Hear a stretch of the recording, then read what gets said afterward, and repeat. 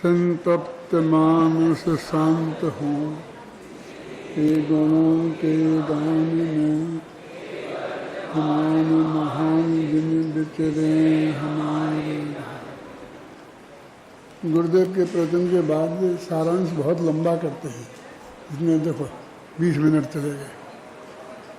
उसकी समय की सीमा बांधो, कहाँ शांति जी, समय की सीमा बांधो, बहुत लंबा करते हैं, उसमें ज़रूरत नहीं है।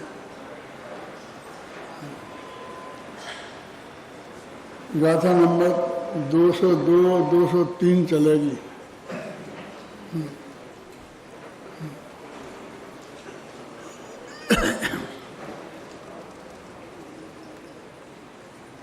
पढ़ो, गाथा पढ़ो।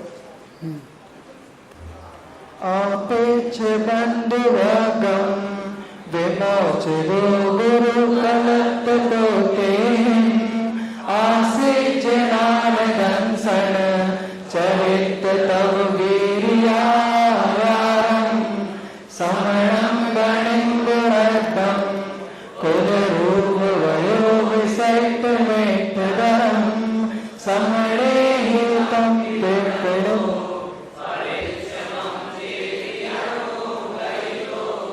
वृद्ध जन ते पुत्र बंधु वर्ग से ले अनुमति वीर दर्शन ज्ञान तप चारित्र अंगीकार कर रूप कुल रहमान गुण शमन जन को इष्ट जो ऐसे कवि को नमन करके शरण में अनुग्रहित हो।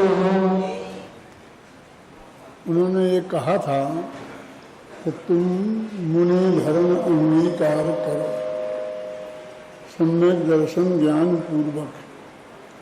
और सम्यक दर्शन ज्ञान की प्राप्ति के लिए प्रवचन सार के ज्ञान तत्व प्रज्ञापन और ज्ञेय तत्व प्रज्ञापन को अत्यंत गहराई से अध्ययन करो और उससे इस तत्व ज्ञान की गहराई को समझो। अब वो जब उन्होंने कहा था कि कोई दिक्कत हो तो हम खड़े हैं, तो इसलिए फिर वो बिल्कुल आरंभ से जैसे कोई दीक्षा लेने आ गया हो उनके पास, और वो विधि बताते हैं। उन्होंने कहा कि तुम दीक्षा धारण करो, तो मानो वहीं किसी शिष्य ने हाथ जोड़ के खड़ा हो गया कि महाराज मैं दीक्षा लेना चाहता हूँ। तो फिर वे कहते हैं बैठो शांति से सुनो। दीक्षा लेने के पहले आप इच्छ बंधु वगम, बंधु वर्ग से पूछ कर आओ। विमोचते गुरु कलत्त पुत्ते हिम, गुरु माने माता पिता, गुरु माने माता पिता होता है, गुरु माने तो गुरु होता है ना, यहाँ माता पिता है। क्यों?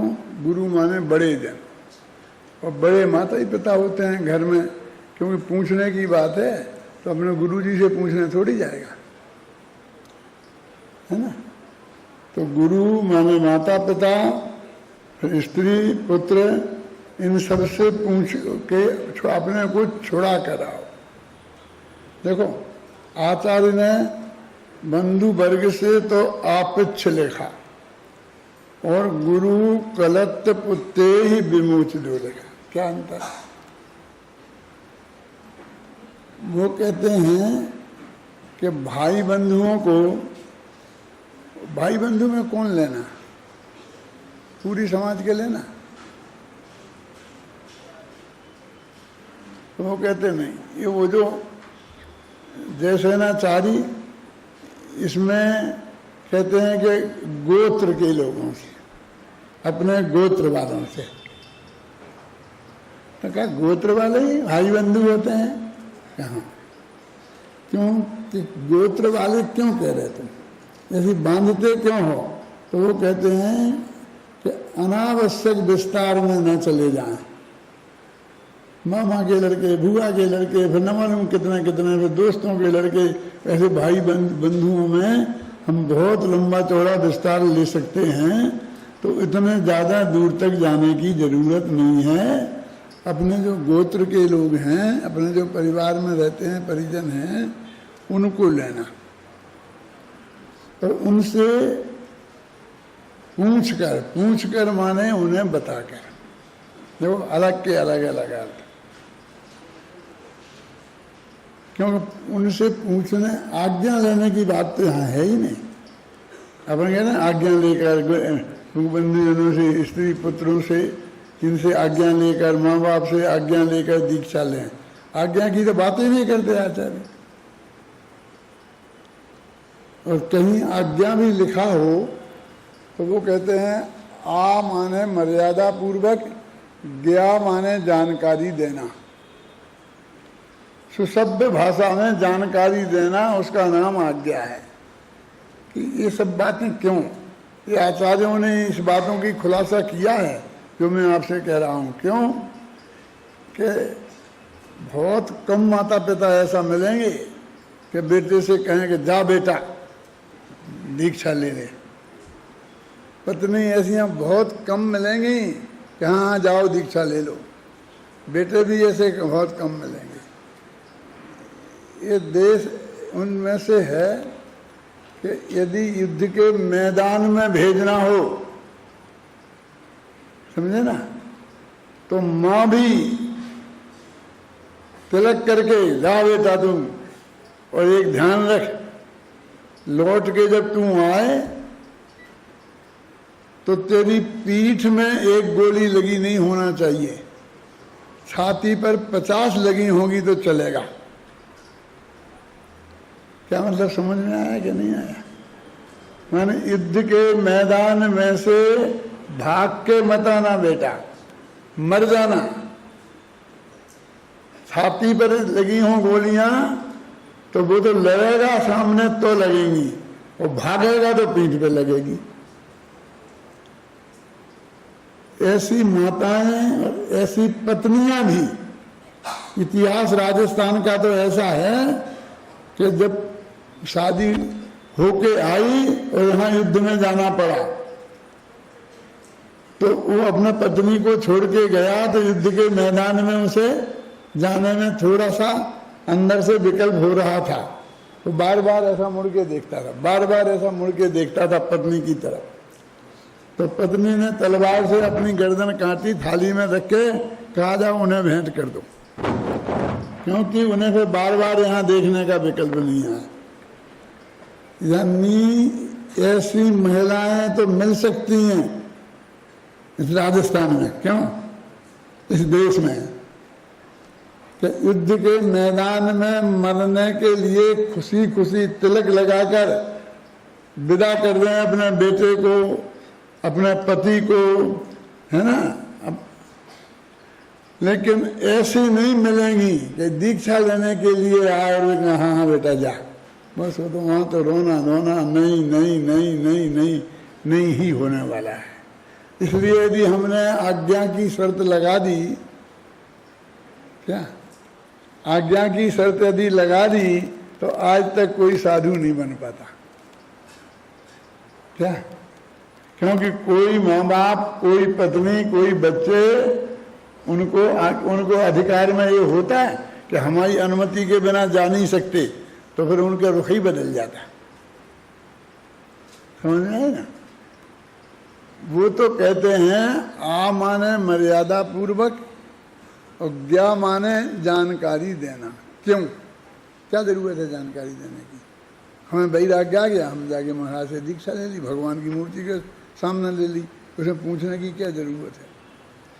हमारे गुरुजी थे पंडित मक्खनलाल जी, उनके भाई थे पंडित नंदलाल जी, वो शांति सागर जी महाराज के पास गए और उन्हें वहाँ पर वैराग्य हो गया और उन्होंने दीक्षा ले ली।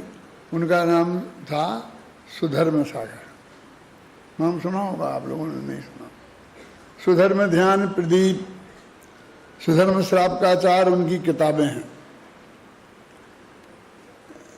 तो हमारे गुरुजी गए हुए, वो उनसे बोले भाई साहब हमसे कहते तो, बात तो करते, हम कोई जबरदस्ती थोड़ी रोक लेते आपको, हमसे पूछा ही नहीं और आपने यहाँ दीक्षा ले ली। ये हमारे गुरुजी हमें सुनाते थे, उनकी हर साल जयंती मनाई जाती थी हमारे विद्यालय में, साल में तो किससे सुनाते थे वो। तो उन्होंने कहा कि क्यों, क्या क्या जरूरत थी पूछने की। अच्छा मैं तुमसे पूछता हूँ कि मैं पूछता तो तुम क्या कहते, तुम मुझे दे देते ना, मैं स्वीकृति कि हाँ दे देते, तो फिर समझ लो कि तुमने स्वीकृति दे दी, दे नहीं थी ना तुम्हें, तो अब फिर क्या रह गई, पूछने की जरूरत क्या रह गई थी कि नहीं नहीं हम नहीं देते, इसीलिए तो मैंने पूछा नहीं। ये कहा उनने,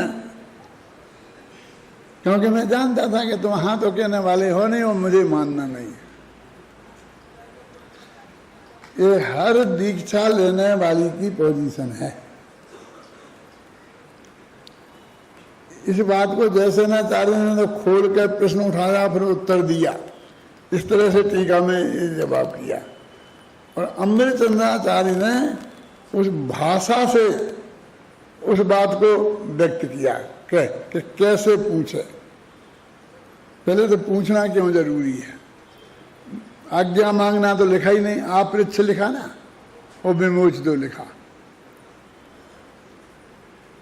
तो आज्ञा क्यों नहीं मांगे ये मैंने आपको उसका कारण बताया।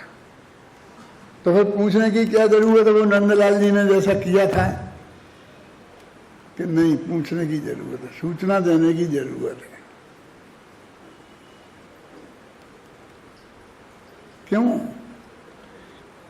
कि यदि तुमने वहीं दीक्षा ले ली और फिर घर नहीं पहुंचे तो 1-2 दिन तक लोग इंतजार करेंगे, फिर खोजेंगे कहाँ गए, रिश्तेदारों के पास जाएंगे, पता लगाएंगे, फिर पुलिस में रिपोर्ट लिखाएंगे, क्या करेंगे बोलो।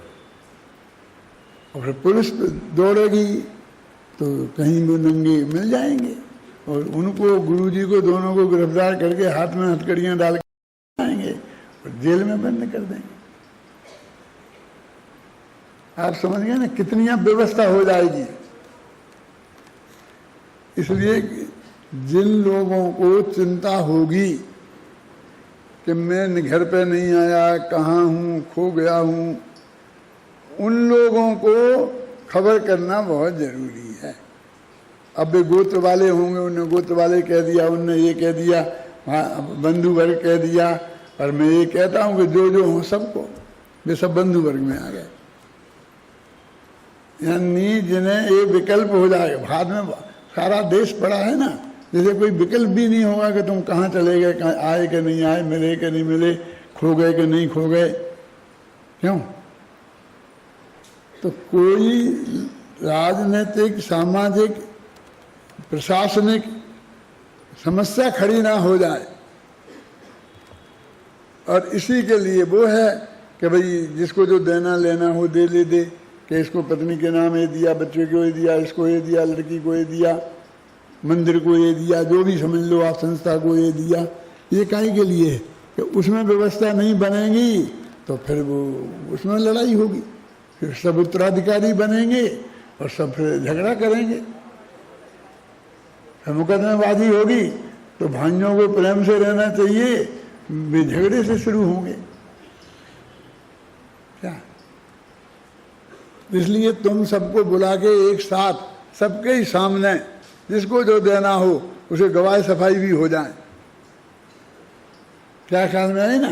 ये जो सब बातें हैं ये पूरी व्यवस्था की दृष्टि से हैं। ये राजा है और राज तिलक किए बिना किस बेटे को और दीक्षा ले जाए तो जितने भी अपने को उत्तराधिकारी समझेंगे और नहीं समझेंगे तो सेनापति भी, ये सब लड़ मरेंगे आपस में उत्तराधिकारी बनने के लिए। हैं? तो दे गए ना आदिनाथ, भरत को दे गए, बाहुबली को दे गए, तुम पूदनपुर का संभालना, तुम अयोध्या को संभालना, और सबको दे गए, फिर भी लड़ मरे। और नहीं दे जाते तो क्या होता, उसी दिन हो जाती है लड़ाई। लेकिन दे गए तो भी इतने दिन बाद हो गई। तो इसलिए जो ये व्यवस्था है दीक्षा लेने की, वो इसलिए है। समाधि लेने की में ये व्यवस्था है गृहस्थों की, वो मुनियों के पास तो कुछ होता ही नहीं। ऐसे बोलते मुनियों तो समाधि तो मुनियों की होती है, गृहस्थों की होती नहीं है। तो मैंने यही कहा था कि ये लिखा कि पत्नी को ऐसा बोले, पति माँ को ऐसा बोले, ऐसा ऐसा लिखा अपने गुमानी राम जी ने, और भी विद्वानों ने लिखा, आचार्यों ने भी लिखा। तो उस कहाँ महाराज की कहाँ पत्नी होती है? इसका मतलब पत्नी वाले गृहस्थ की बात है। नाई मुरी वो संपत्ति नासी और मूड मुराए भय सन्यासी वालों की बात नहीं है। देखो वही तो दीक्षा लेने के लिए और वही समाधि में के लिए एक ही विधि का वर्णन है ना, एक सी विधि का वर्णन है।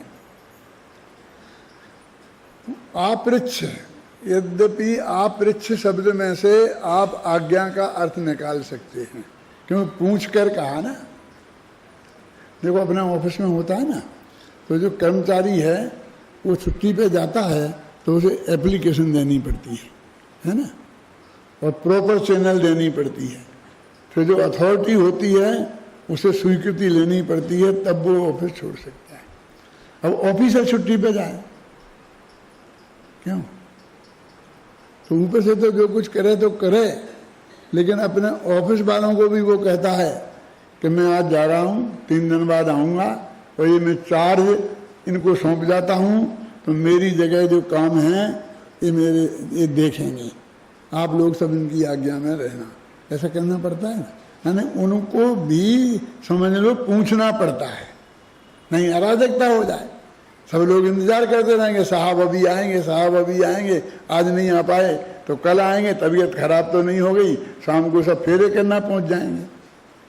मतलब अव्यवस्था हो जाएगी ना, तो उन्हें भी उचित सूचना तो देनी ही पड़ती है। तो उसको हम सूचना बोलते हैं, इसको आज्ञा बोलते हैं। क्यों कि हमने नीचे का कर्मचारी अपने साहब से आज्ञा लेता है और साहब अपने कर्मचारियों को अपने जाने की सूचना देते हैं। बात तो एक ही है ना, मैंने जानकारी देना दोनों का उद्देश्य है। तो अपृच्छ बंधु वर्गम, बंधु वर्ग का अर्थ हो गया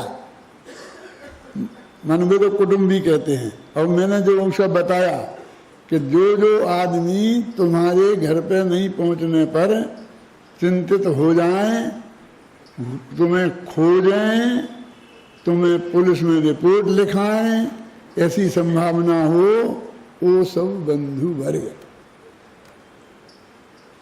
इसमें तो मेरी व्याख्या है, जैसे ने अपनी अलग की ना, मैं बदल नहीं सकता हूं तो व्याख्या तो कर ही सकता हूं। आप पृच्छ बंधु वर्गम, उनसे पूछकर, मैंने उन्हें ऐसी सूचना देकर के मैं जा रहा हूं। अभी आएंगे पढ़ेंगे अपन किस भाषा में सूचना देवें। फिर लिखा विमोच दो गुरु पुत्र कलत्रे ही, तो विमोच दो मैंने छुड़ा कर, अब यहाँ पूछ कर नहीं लिखा, न आज्ञा लेकर लिखा, छुड़ा कर लिखा है। विमोच दो, अभी माँ छोड़ेगी नहीं आसानी से, बाप छोड़ेगा नहीं आसानी से, पत्नी तो छोड़ने का सवाल ही नहीं है, हैं? क्या कोई ऐसा नहीं जा सकता है? अब 3 तलाक नहीं है, तुमने कही तलाक तलाक तलाक और हो गए, ऐसा नहीं है, ऐसे नहीं जा सकते तुम, हैं? पुत्र भी कहेगा नहीं नहीं पहले पूरे संभालो, ऐसा करके ऐसा नहीं जाओ, हैं? तो इनसे छुड़ा कर शब्द लिखा, विमोच तो लिखा, इनको समझा करके इनसे छुड़ाना पड़ेगा, हैं? तो यदि ये अमृतचंद्राचार्य वो भाषा नहीं लिखते कि कैसे छुड़ाना, तो ये कहते कि हे माँ, अब मेरी तेरी क्या बात कहूँ, आखिर मैं तेरा बेटा हूँ, तूने मेरी कितनी सेवा की है, आखिर तू मेरी माँ है, मेरा कर्तव्य है कि मैं तेरा ये करूँ, अब मैं दीक्षा लेना चाहता हूँ, तू आज्ञा दे दे तो ले लूँ।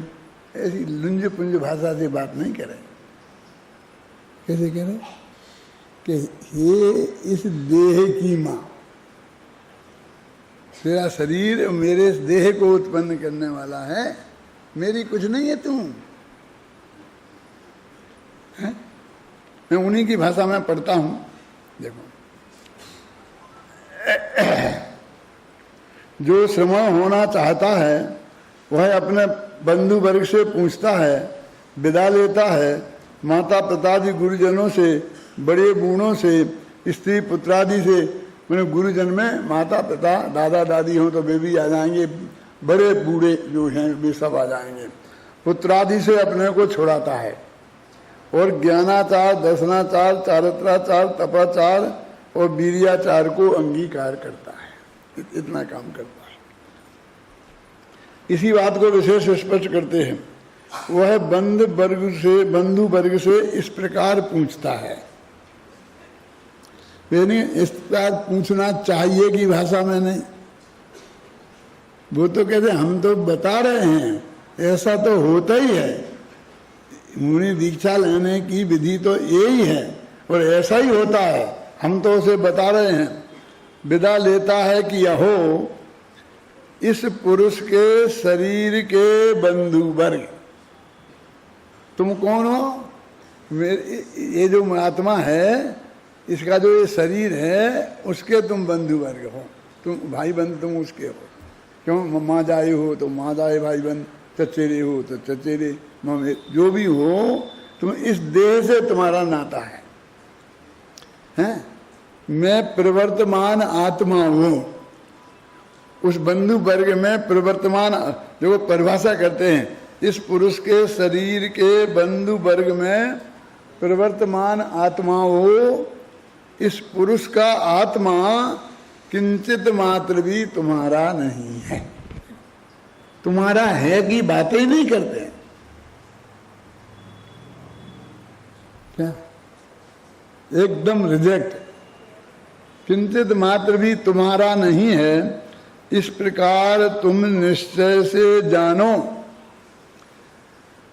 पूज्य गुरुदेव श्री इसके भी दो टुकड़े कर देते हैं। क्या गुरुदेव श्री को पढ़ते तो हो नहीं, दर्शनाचार्य को पढ़ते तो हो नहीं, तुम्हारे सामने ही पढ़े, जिंदगी भर पढ़ा कोई काम का नहीं हमारा। आज भी हम दिन भर पढ़ते हैं, वो काम का नहीं है। तुम्हारे सामने पढ़ के बताना पड़ेगा। क्यों? वे क्या कहते हैं सुनो।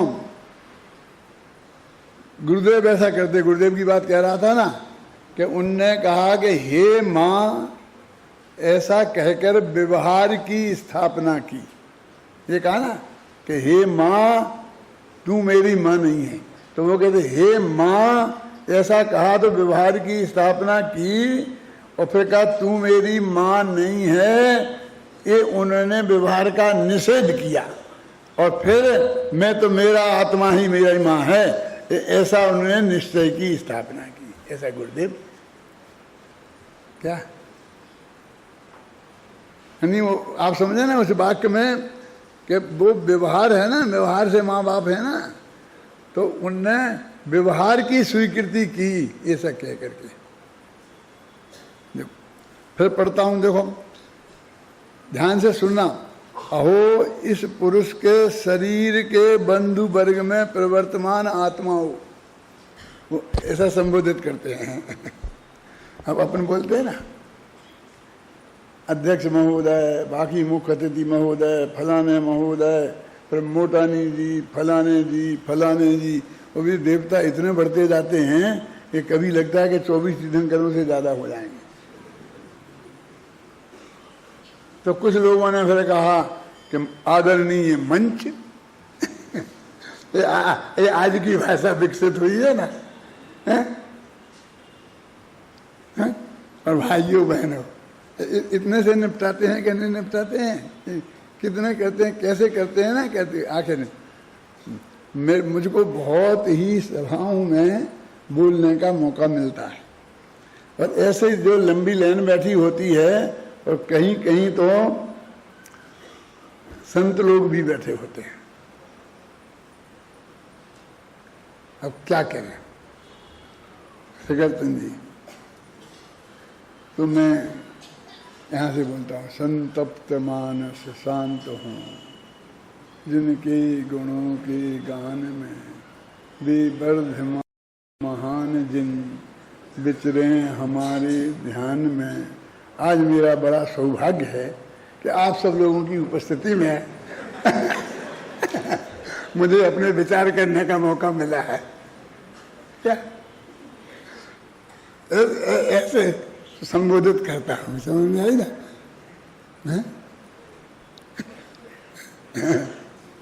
भगवान को नमस्कार कर लिया, अब कितने देवताओं को पूजे हैं? उनका अंत तो है नहीं। हिंदुस्तान में 33 करोड़ देवता हैं और गाय की पूंछ में रहते हैं।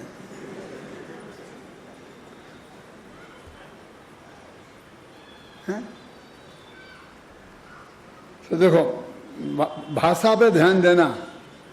एक ही भाषा 8 दफे पढ़ूंगा, इसलिए कि तुम्हें याद हो जाएगी। और अमृतचंद्राचार्य ने लिखी है ना, कि हे इस पुरुष के शरीर के बंधु वर्ग में प्रवर्तमान आत्माओं, संबोधित तो आत्माओं को ही कर रहे हैं, है ना, लेकिन कौन आत्माओं, उसको डिफाइन किया है। इस पुरुष का आत्मा किंचित मात्र भी तुम्हारा नहीं है, मेरा तुम्हारा कोई संबंध नहीं है। और फिर इस प्रकार तुम निश्चय से जानो, इसलिए मैं तुमसे पूछकर विदा लेता हूं, जिसे ज्ञान ज्योति प्रकट हुई है। किसे ज्ञान है? मुझे।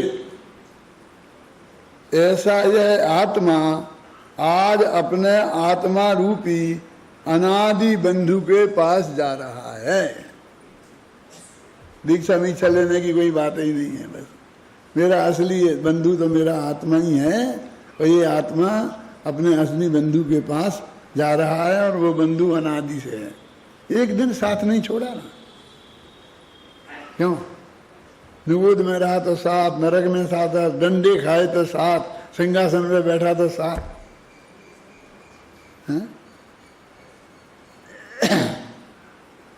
अहो इस पुरुष के शरीर के जनक माने पिता, है ना, इस शरीर के जनक मेरे नहीं, पिता के आत्मा। अहो इस पुरुष के शरीर की जननी माता के आत्मा, इस पुरुष की आत्मा तुम्हारे द्वारा जनित माने तुम्हारी पुत्र नहीं है, तुमने हमें पैदा नहीं किया।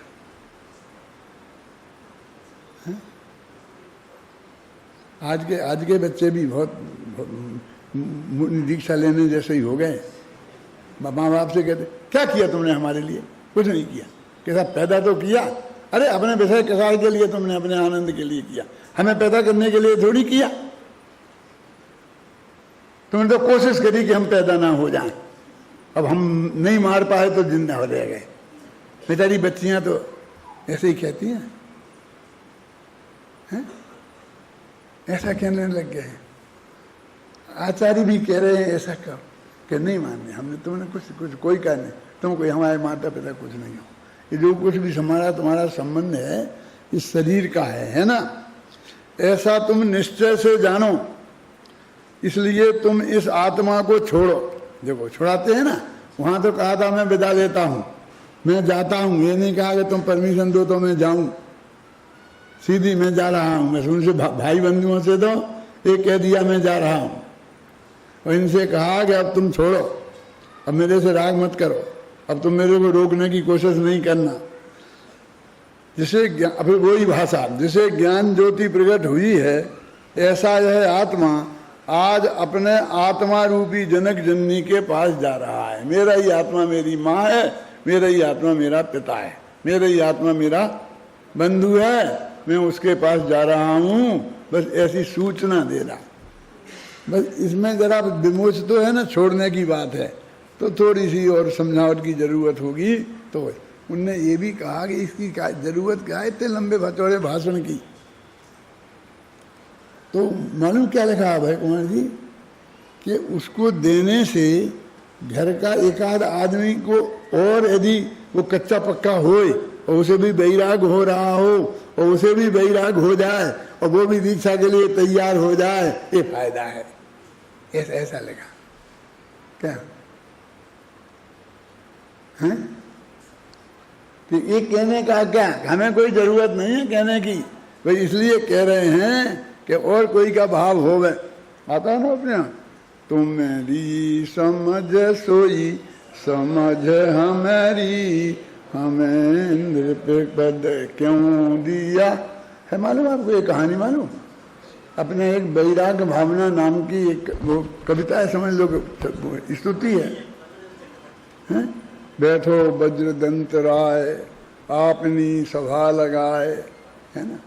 वज्रदंत चक्रवर्ती की जो वैराग्य का वर्णन एक हिंदुस्तानी कवि ने किया, भरत क्षेत्र के कवि ने किया। और वज्रदंत चक्रवर्ती धातकी खंड का चक्रवर्ती है। तो मैंने कहा कि ये नहीं चलेगा। हिंदुस्तान में कम चक्रवर्ती थे, 12 चक्रवर्ती हुए हैं, 24 तीर्थंकर हुए हैं। तो तुमको वैराग भावना 12 भावना लिखनी थी तो उनकी नहीं लिख सकते थे? नहीं, तुमसे तो गुजराती अच्छे, कि उन्हें प्रवचन भी गुजराती का चाहिए। अपनी जाति का, अपनी भाषा का अपना ध्यान तो रखते हैं। तुम धात के खंडद्वीप के चक्रवर्ती की 12 भावना लिखने बैठे, ये क्यों किया? तुम्हें जम्बूद्वीप का नहीं आया समझ में? वैसे तो तुम्हें अपने भारत क्षेत्र का इसके लिखना चाहिए था, अपने यहीं का, लेकिन तुम नहीं होगा तो फिर तुम इतनी दूर दूर धात की खंडद्वीप में गए। मानो वे जवाब दे रहे हैं मेरी भाषा में कि बताओ तुम कोई ऐसा आदमी जैसा भरत वहां पर वो वज्रदंत चक्रवर्ती हुआ, तो हम तुम्हारी लिख देते, हमें क्या है, हमें तो लिखना है तो किसी ना किसी की हम तो लिखेंगे। हमें कहानी लिखना है तो भरत की लिखेंगे, सगर की लिखेंगे, राम की लिखेंगे, कृष्ण की लिखेंगे, हम तो किसी ना किसी का लिखेंगे। हमें महाकाव्य लिखना है तो राजुल का लिखेंगे, सीता का लिखेंगे, द्रौपदी का लिखेंगे, किसी ना किसी का हम तो लिखेंगे, क्योंकि हमें लिखना है। अब हमको वो सबसे बढ़िया जैसा राजुल, तो हमने राजुल का लिख दिया। तुम बताओ तुम किसका लिखवाना चाहते हो? भरत चक्रवर्ती का लिखें? भरत चक्रवर्ती हैं ऐसे जो लिखने लायक हैं? किसका लिखें? उनको वैराग हुआ तो उनके बहुत बेटे थे, हजारों की संख्या में। तो बड़े बेटे को बुलाया और कहा, बेटा हम तुम्हें राज तिलक करते हैं 6 खंड की विभूति का, अब तुम संभालो। और हम तो दीक्षा लेके जाते हैं। कि क्यों पापा, क्यों जाते हो? कि ये राज्य लक्ष्मी है, ये बहुत चंचल है, बदमाश है, किसी की आज तक हुई नहीं है, इसमें रंच मात्र भी सुख नहीं है, और ऐसा है ऐसा है ऐसा है, तो हम जा रहे हैं, अब तुम संभालो। बोले पापा एक बात कहूँ? तो बोलो बोलो। हमने ऐसे बाप तो देखे हैं कि जो अपने बेटों को अच्छी चीज दे के जाते हैं, और तुम हमें ये गंदी लक्ष्मी जो जिसका कोई भरोसा नहीं है, लक्ष्मी का क्या पत्यारो है ना, ऐसी चीज दे के जा रहे हो। और जो सबसे बुरी चीज है जिसे छोड़ के तुम जा रहे हो वो हमारे गले में बांध रहे हो। तुम मेरी समझ सोई मेरी, हमें निरपद क्यों, हमें नहीं चाहिए। बोलो। दूसरे बेटे को बुलाया, तेरे को राज तिलक कर रहे, क्यों?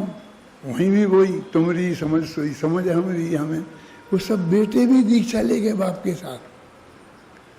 अब क्या करें?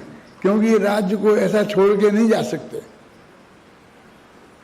जो मैंने बताया ना, नहीं तो पुलिस में रिपोर्ट हो जाएगी, अब व्यवस्था हो जाएगी, कुछ भी झगड़ा हो जाएगा। तो एक बहू के, बेटे की बहू के पत्नी के गर्भ था, तो उसके 6 महीना के गर्भ पर ऐसा राज तिलक किया कि इसके बेटा पैदा होगा, वो उसे राज तिलक करता हूँ। और वे सब बाप बेटा सब चले गए। बोलो लाओ, ऐसा उदाहरण भरत क्षेत्र का, तो हम उनकी लिख देंगे, हमें क्या है? और हमने कोई एक ही थोड़ी लिखी, हम तो दूसरी भी लिख देंगे। ऐसी है तुम्हारी समझ सोई समझ हमारी। अब तुम कहे भरत चक्रवर्ती की लिखो, भरत चक्रवर्ती की लिखें कि बाप अपने साथ 100 बेटों को राज बांट के गए और बेटो जाके उनको वहाँ ध्यान में बैठ गए और ये सोचा ये तुम हमारी आधीनता स्वीकार करो, है क्यों? सबका राज छीन के और अपनी अधीनता स्वीकार करने का आर्डर भेज रहे हैं, इनकी लिखें। वे आदिनाथ भगवान के पास गए कि भगवान आप हमें राज दिया था और वो भरत छीन रहा है, क्या करें? वे बोले ही नहीं कुछ, चुप्पी साध के बैठ गए। अब पापा जी चुप्पी साध के बैठ गए हैं और भाई कहता है बोलो जल्दी सोचो, मेरे पास समय नहीं है ज्यादा। क्यों? स्वधर्म बैठा था वहां। स्वधर्म समझते हो?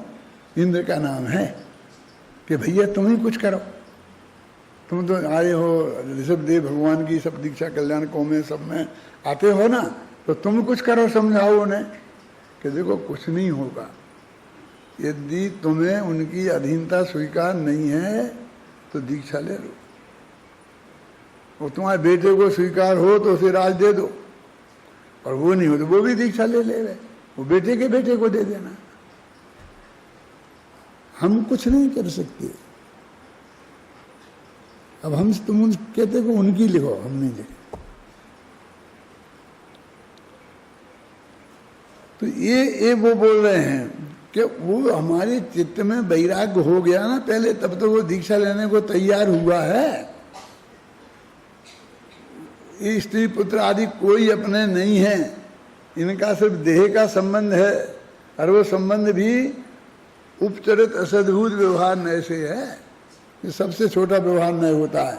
जैसे राजमल जी तो व्यवहार आभास मानते हैं, व्यवहार मानने को तैयार नहीं है, हैं? और वो उनसे कहते हैं देखो, अहो इस पुरुष के शरीर की रमणी के आत्मा, ये क्या? ये माँ से तो बच्चा पैदा हुआ ना, बाप से पैदा हुआ तो उनका कोई संबंध है भी। अब पत्नी का तो क्या है, वो तो बिल्कुल दूर से कहीं भी ले आए, कहीं से भी ले आए, और उल्टी शर्त है कि अपने गोत्र की नहीं लाना, अपने नजदीक की नहीं लाना। क्यों है कि नहीं है? ये विज्ञान भी ये सिद्ध करता है कि जितना दूर का होगा लड़का लड़की का संबंध तो उनका क्रॉस ब्लड होगा तो संतान भी होगी, और जितना नजदीक का होगा उतना ही खराब होगा। ये मुसलमानों के यहाँ चाचा चाची का सब भाई बहन का भी हो जाता है, पर 2 माताएं 2 होना चाहिए, बाप एक चलता है, तो उनकी क्या दुर्दशा होती है, संतान नस्ल बिगड़ती जाती है, बिगड़ती जाती है। और अपना दूर से दूर का चाहिए, तो फिर क्या संबंध रह गया? बस सब पत्नी से क्या संबंध है? लो हमारी हिम्मत नहीं है। अमृतचंद्र लिख रहे हैं, देखो क्या, इस पुरुष के शरीर की रमणी के आत्मा, देखा संस्कृत में देख पढ़ के सुनो,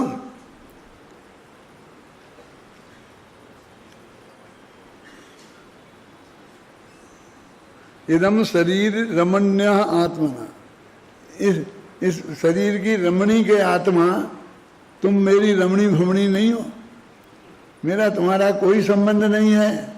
कि 7 फेरे पड़े थे कि पड़े होंगे, कि तुमने प्रतिज्ञा ली थी कि मैंने नहीं ली, कि किसने ली थी, कि जिस राग ने ली थी वही मर गया, मैं अब क्या करूं? किसने ली थी प्रतिज्ञा? आप जानते हो, यदि वो उसे छोड़ के वो दूसरी शादी करे तो गवर्नमेंट में जाके जेल में जाना पड़ेगा, आप समझ गए ना। लेकिन शादी नहीं करे, दीक्षा ले तो कोई एक्शन नहीं।